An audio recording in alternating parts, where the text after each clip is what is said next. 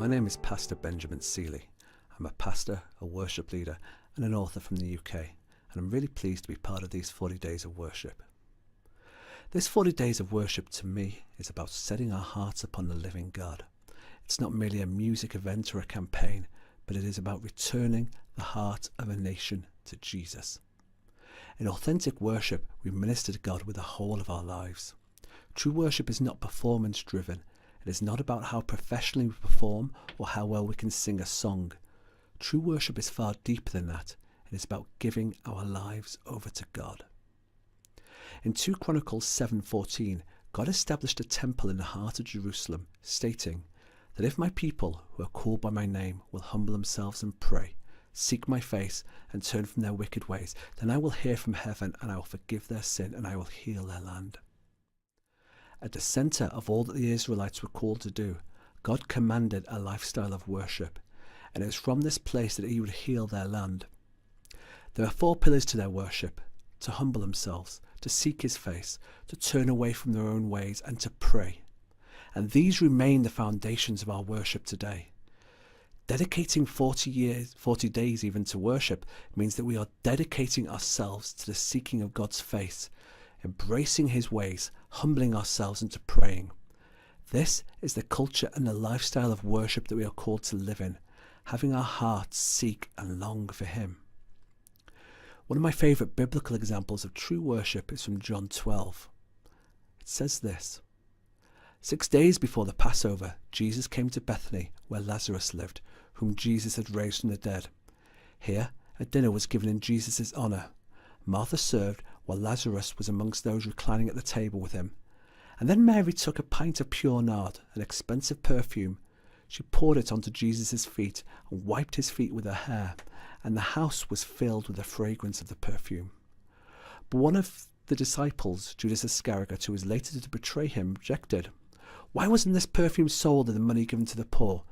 It was worth a year's wages. He did not say this because he cared about the poor, but because he was a thief. As the keeper of the money bag, he used to help himself to what was put into it. Leave her alone, Jesus replied. It was intended that she should save this perfume for the day of my burial. You will always have the poor among you, but you will not always have me.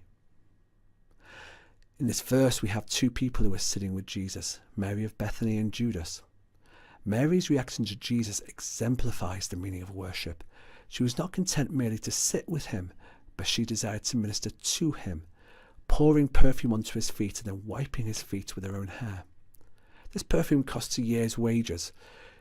She took the best that she had, maybe the most expensive thing that she owned, and she used it to minister to Jesus.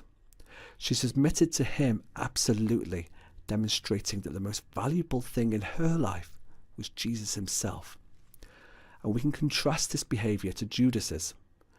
Judas despises Mary's act because he did not love Jesus, and he couldn't comprehend Mary's worship. He uses Mary's selfless act to draw attention to himself and his own goodness. He boasts of how he could have used the money from the perfume to help the poor. Now, Judas didn't really care about the poor. What he desired to do was to display his own righteousness before men. He wanted to make himself look good. He used Jesus in his religious position to make himself look better and more important. He did not have the heart to understand what Mary understood, and neither did he behave as Mary behaved. Now, I believe that these 40 days are about our hearts becoming like Mary, where Jesus becomes our only desire and our only purpose. In John 7:38, it states that whoever believes in me, as the scripture has said, rivers of living water will flow within them. You see, genuine worship will bring with it genuine encounter with God. In fact, God states that he will inhabit the praises of his people. In 2 Chronicles, the glory of God became so strong as the priests ministered to him, they became overwhelmed by him. And this is what God has for a people who will turn their hearts to seeking him above everything else, an encounter with the living God. God bless you as you begin this time of seeking the heart of God. And thank you. King of Kings, oh King of Kings, there's no one like you. There is no one like you.